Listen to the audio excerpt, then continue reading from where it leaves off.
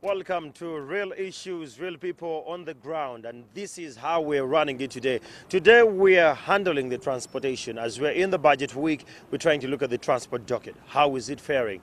In 2018-2019, there is a projection, a suggestion that we have the projection go as far as a 4.8 trillion Ugandan shilling. Now currently we are at 4.5. We need to, add some more money to the docket.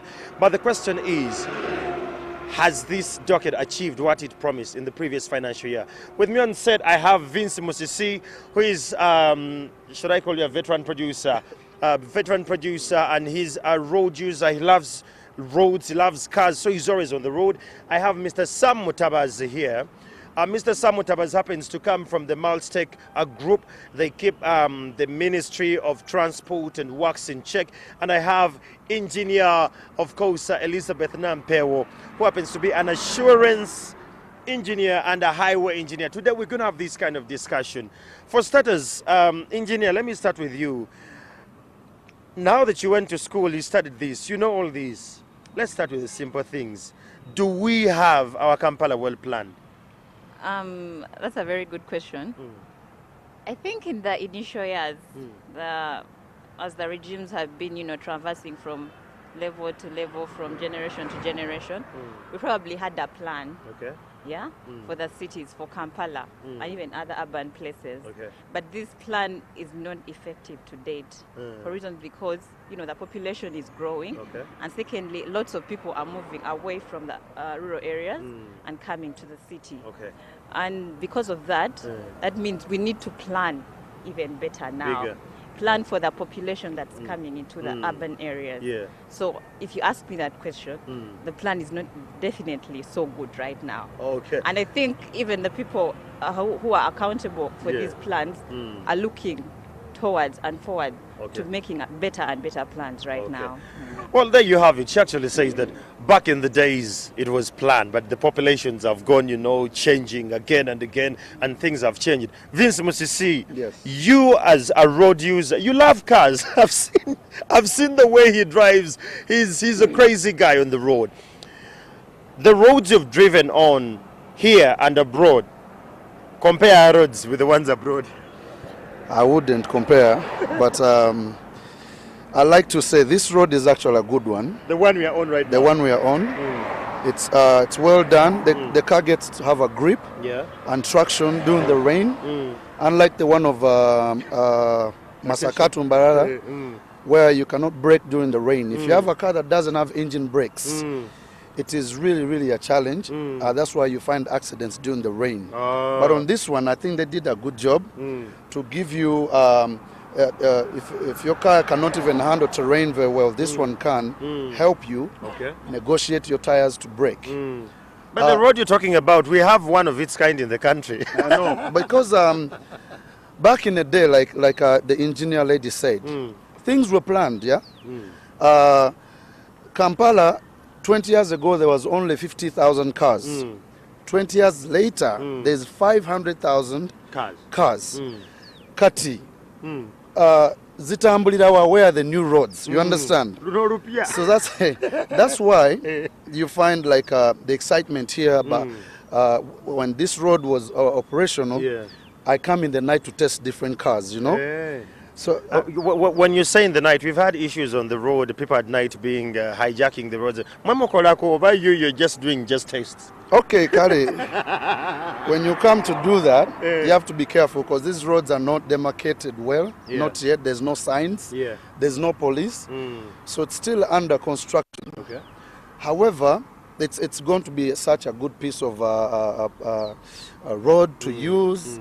Unlike the roads in, let's say, you can, in Kampala, just get out of Kampala, 10 minutes, there's a bad road. Understand? Kubanga, I know the government has a budget for these things. 4.5 trillion. Neighbors, you understand? Okay, these people, you find a guy who has never even driven, gabuvuzi gwe bawa ssente okukola oluguudo tamanyi emmotoka ya kabi nnyo tamanyi kinnya bwe kikuba tamanyi hampu zino eziri surprising bateeka hampu e Kampala nga tebakulabudde.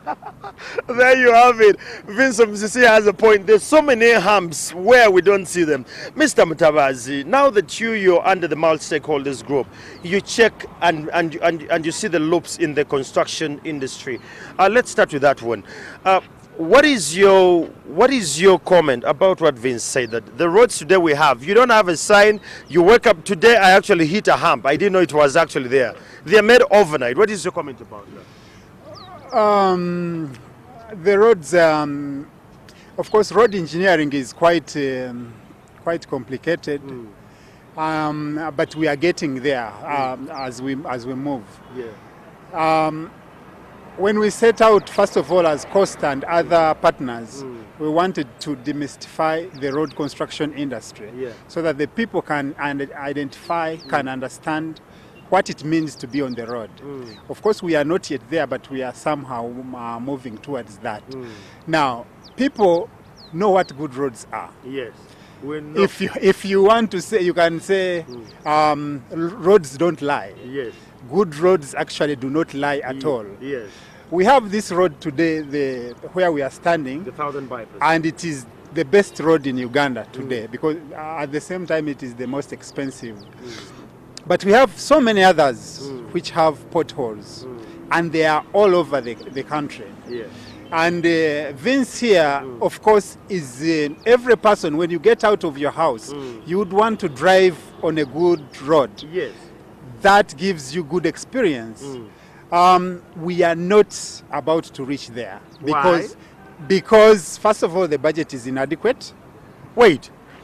Some, when you say the budget is inadequate, it is 4.5 trillion Ugandan shilling right now, and they're suggesting it could be stretched to 4.8 trillion in this coming financial year. The budget is inadequate? That budget is for the whole transport, the infrastructure, transport sector. Okay. Not UNRA. Yes. But the whole sector, yes, including the Ministry of Works, including Uganda Road Fund, yes, and UNRA itself. But I won't say that the money may not be misused. Okay. What I want to tell you is that on average today, it costs about $1 million to construct a new 1 kilometer road of a paved road. Okay. That's so if you have UNRA has about 3 trillion per year. So if you convert that, maybe you can get the number of kilometers UNRA would be able to work on every year. My God. You can look in the camera. You know, we really need this to be hard. UNRA loan takes like 3 point something trillion Ugandan shilling. And please keep in mind we have the road fund. Keep in mind we have loans from some banks and external funders, and this is all in the industry of transportation. If I may, Pamela, rather Beth here. Now that he has mentioned that the funding seems to be inadequate to the docket, you mentioned about our city not being adequately planned. What is the way forward? Should we press the panic button now? Are we really safe when it comes to the next generations or the next few years with inadequate funding, like he says, and the bigger population going big? When he says inadequate funding, it doesn't mean it cannot be. We cannot go around the resources that we have at hand. We can, because we cannot do everything at a go. If you think about the different ways we can solve the situation in Uganda today, there are so many ways, very juicy ways. But even when you go to the outside countries, to China, to Japan, let's say people love China a lot because they're like, I want that road to be in Uganda. How come our cities are not like this? They didn't do it in one day. It took effort, and it took people like community involvement. Those people sacrifice. They give land for an infrastructure to take place. Just so you know, we have one area here in Kampala that gave free land for road construction. That is in Machinje Sabagabo. They gave free land for the road to be constructed connecting to the Southern Bypass. So yes, here we're trying to get there. But the other question I would like to pose to you. And that's what I was getting to. You okay? Machinje Sabagabo is not the only road. Okay. Because I particularly work on KCCA roads. And people give free land. Okay. Compensation is not a priority. But you go to people and you ask them for land. But not everyone has appreciated that yet. People still think government has to pay them to get, a service come in place. Yet sometimes you cannot spend money on paying people depending on the funds you have. So the only way we can improve this is to, go out to the community and educate them and spread the news that these are the resources we have at hand. Okay. How best can we make them work for us? So when you spread all that to the community and they understand it, you'll find that we'll be able to acquire land easily. That means we'll be cutting down on compensation effects. You don't have to spend a lot of money in compensation. If you notice, most of Uganda's infrastructure, especially public infrastructure, most of the money is spent on compensation. You waste a lot of time trying to compensate people who have not yet understood that they need the infrastructure. So don't you think the notion of compensation is directly proportional to the Land Act currently, the one we have? To some extent it is, but it's very important that it's not misused. Okay. Yeah. By misuse, you're meaning? By misuse, I mean people take advantage, people in authority taking advantage of it, through corruption. It should be totally genuine, and it should run through protocols and procedures that are clearly understood by the end users. Secondly, you said how we can improve our infrastructure. Yeah. Was that the question? Yeah. Now, we could do so many many things. With the resources we have, because we have enough money as taxpayers, in my opinion. If we keep the engineer says we have enough taxes if we keep paying our dues in time. Taxes. The taxes are quite good enough. But you see the problem, we give the taxes, but we don't know... That's where I'm going. Where the problem is. Even if we keep looking for donors to give us money and we are not planning well, we are not designing well, we are not implementing our designs in time, because the longer a design stays, conditions on ground change. So by the time you reach on ground, you go on ground to try and put up the infrastructure you designed 2 years ago, things have changed. And that means you'll have price escalations, you'll have variations coming up. Because of those variations, you'll find that the government entities will end up paying for things they didn't envisage for. And that's how you notice that all the resources, well, I budgeted for this, but it hasn't been enough. Okay. Well, there you have it. This is Engineer Elizabeth Nampeo giving us an insight. We have enough taxes, but the way we're using them really matters. And Yesterday, the other thing I wanted to put across is if we can empower our local people, because we keep importing Chinese to do the roads, but there's so many engineers around. The Chinese don't actually use engineers to do their works. Hey, they use what? They use senior engineers, but they train almost everyone. Wow, within everyone is the involved. Community. Everyone is involved. Even if it's a structure, everyone will be at a cheaper labor. But now, if we keep calling Chinese to come and do a road, Japanese come and do a road, and we do not use the local capacity that we have, or we do not develop the local capacity or increase the capacity, we'll keep spending on these companies who are continuously going to take back our money. We don't have money. Okay, there you have it. That is what he's saying. Vince Musisi, as a layman, as a Ugandan who is, you've heard the engineer, what the engineer said. Do you believe we have enough skills in the country? Do you believe we have enough capacity and enough engineers to run our own projects? Yes, I do. And she's one of them. That's impressive. However, I feel like the construction sector transparency initiative, they should also get to teach people how to use the road. It's very important. Which roads should take trailers, which roads shouldn't. Osanga trailer in Nigeria, choka tuvuga wetu Nigeria, Nigeria road. There's so many. I know there are countries, I've driven in over 20 countries, but there's parts where a trailer is not allowed here. I want her to tell us that do we have those roads over tukuba bukubi tugende mu maaso enguudo ziringa parking bayiwa obuyiiya kati ne batokosa n'ekipipa and the trailers on that road the next day. Do you guys make roads that accommodate every type of car in this country, or just abavuzi tebawuliriza? There you have it, engineer. You had that, but before we get to that, you're banning to answer Vince's question. Yes, where you have no regulations or no standards, many things get in a mess. And I want to hint on the point that Nampeo has talked about. We have a very big problem of planning. If you don't plan, and this should go right across. Roads are the skeletons of a city or an urban area. Yeah. You first build roads, then you come up with the urban areas. Yeah. Now, because people have settled everywhere, it is becoming very difficult to build roads. Now, when you build roads after people have settled, you'll find that, like if you look across there, you'll see all the people who have settled in those areas. Some of them even don't have roads. But some people also own trucks, heavy goods vehicles. So a heavy goods vehicle, if you own one, for instance, you don't know where to park it. Maybe you park it in your place. Because there is nowhere where it was gazetted that you are the heavy goods vehicles will park in certain places. That brings the problem.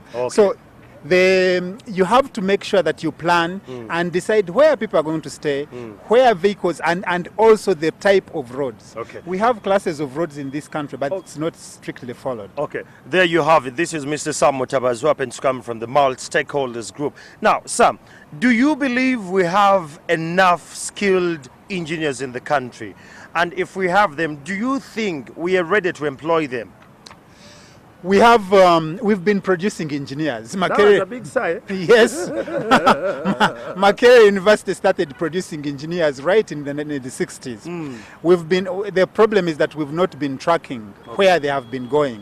And we have a lot of engineers who are actually out of the country. And why do you think they are going? Because we pay them less, but also we are not systematically building their capacity. Like any other profession, if you are not supported, most likely the profession will die. We have actually very good engineers, especially in Botswana. Botswana seems to be one of the countries in Africa that is more interested in Ugandan skills. But the challenge is that we are not tracking them to know which ones we need to use. Let me tell you one point here, Chamagelo. Road engineering is not rocket science. It is not. It is. It's not so complicated. You can be able to start small, and you will have engineers and non-engineers building very good roads. Many people give the example of Ethiopia. Ethiopians don't know English. I'm sorry to say this on TV. But it's a fact, you know. They don't know English. But what they did is that their government came up and said, if a foreign contractor is going to do a road here, 50% will have to be done by local people. That means that you are giving them skills, you are also giving them money. What we are doing here, like this road, almost all the Chinese were the ones who were doing it. That means we are giving away our money. Do you think there is no will from the people to participate in the road construction like this road? Do you feel like there is a gap between Ugandans feeling like they should get involved in their own work and they're just giving it away, or it's the people who offer the contract that they don't look at these dynamics? If you don't put it in the contract for the person you've given the contract or the contractor, then it will not come out. You must force them, because to them, they are coming here to make money and to take it back to their own home countries. Every country is on its own. If you do not put in place measures, development is all about regulation and knowing what you want to do. If as a country you don't know what is good for you, there's no foreigner who is going to come to you and tell you, no, this is good for you. I agree. You need to tell the foreigners, the contractors, you are going to do this road, but I want by the end of the 3 or 5 years, you should have trained 100 Ugandans in laying the asphalt. that can be done. Okay. I want 50 engineers to have been competent and involved in consultants, in supervision. That can be done. But if you don't spell it out, the contractor will come, and we have seen so many construction sites with actual labor coming from either India or China. That is really regrettable. Okay. Well, there you have it. That is Mr. Sam Mutabazi. And there was a question from Vince Musisi there, which Sam reacted to. Do you want to react to about it? Yeah, briefly, because I think he has tried to, you know, go about it. In highway construction or road design, all those things are catered for. So before you come up with a final level of, you know, a road infrastructure facility, you cater, we do traffic counts because the traffic on particular, you know, span of a road gives you what kind of carriageway you're going to put in place. That means that carriageway should be able to, you know, hold the buses and everything else, taken into account of everything. The only challenge is probably we are still constrained in space. The kind of roads we are constructing, we are not kind of, you know, they are not wide enough, I would say. That's the only way we can improve, by widening and, you know, putting bus bay lanes. But otherwise, it shouldn't be a very big challenge. And then the other thing is road users. Some road users are just basically stubborn. You know, you're not supposed to park here. Why are you parking there? And then you find congestion in a place. Because really, if I design a road like this, there should be a parking lane for the bus if you want to park, and let others pass. Okay. Well, there you have it, engineer. Just a quick one. Let's talk about access to the markets, access to health centers, access to anything, like access to service. Do you think the roads we have in this country can really give Ugandans good access to all these services around? In my opinion, to date, the transport sector has really tried a lot. Okay. Because there is no, I would say most of the hospitals in Uganda have demarcated access, honestly. And that's one thing they really put into, you know, they enforce greatly. Because why are we constructing the road? Most of the reasons why we construct the road is to increase the economy of Uganda. And we first look, we actually do feasibility studies. How is this infrastructure bringing development into the country? Without being feasible, we can't do it. Because you can't defend it to the donors. They will not fund it. So we take into consideration all those things. We are going to access the hospitals, we are going to access the markets, and this is how it's going to increase the economy of the country. Well, there you have it. Flavia, it's quite a great, interesting conversation with, of course, Engineer Nampewo here, Sam Mutabazi and Vince Musisi.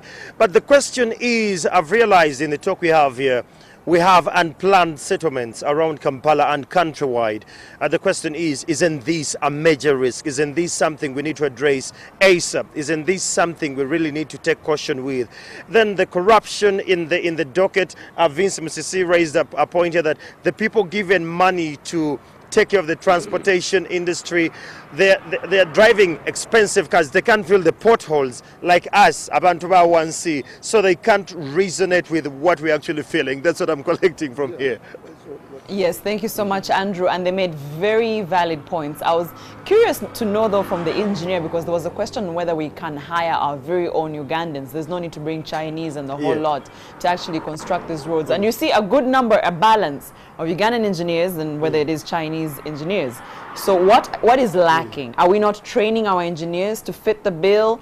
Is it that the contracts are given to different countries? What's the gap for us to have our own labor? Okay. All right, Flavia is asking in the studios there, she's wondering what is the gap between our engineers and the engineers here? Why are our engineers not being employed? Why are they not part of these contracts? Because even the people drafting the contracts are Ugandans. Why isn't that involved in the contract? What is the problem? I don't get the question. Are you saying the engineers? The engineers here, because we don't have a lot of our engineers involved in our construction, like especially this road, the Thousand Bypass. Like Sam Mutabazi said, most of the work was done by the Chinese. Why are our engineers not hand in hand with the expatriates? Southern Bypass, I would say, is a unique infrastructure, you know, project in its kind of nature, according to me. But on other roads and other infrastructure projects, the government is actually trying as much as possible to involve the local engineers. On the contracting side, although it's quite a challenge, because the contractor gets the job and they implement the job, and they want their specific kind of skills to be put on ground. But the only way, like he has already said, that the government can do this, even after enforcing that law or whichever clause they put in the contract, they should be able to enforce it on ground. Because it doesn't stop on, you know, written paper and signed agreement. If we can go and take a further step and supervise and find out, are there Ugandans actually working, especially the contracting side, because the supervision side, I mean, in my opinion, it's not that, you know, that hard. The person who really puts up this structure is the contractor. The consultant will just supervise. Is it done well and all that? But the contractor, the person who puts up the nails, the wood and all those things, is the contractor. And if we can involve Ugandans into contracting, more especially in my opinion, then we'll be increasing capacity. The only challenge is after writing the contracts, we do not go on ground to check, to do due diligence and find out, are there Ugandans? Are they being paid well if they are there? Because they might employ the Ugandans, but they're paying them peanuts, and, you know, you'll just move away and look for better, you know, better places. There you have it, Flavia. It's something to do with payment. It's something to do with capacity building and all that. Thank you so much, Andrew Chamagero. We'll leave you for now. Remember, we're in a budget review, and today we're getting to the lion's share sector, which is works and transport. Yesterday, we spoke about agriculture and said, listen, you cannot speak about health, education, and all the other sectors without talking about works and transport. Ideally, you need a good road to give you access to a health center, to the farms, to the schools, and everywhere else you're going. So we must pay attention to works and transport. Engineer Elizabeth there on ground live in Busega raised a very good point and said, listen, the churning out of funds, and said that by the time we have a design today and you bring us funds years later, based on the environment and circumstances, that design is rendered useless, a few changes must be made, we're back to more funds. We're going to break all that down. I have an expert in urban planning here in studios, but that's after the break in Solutions.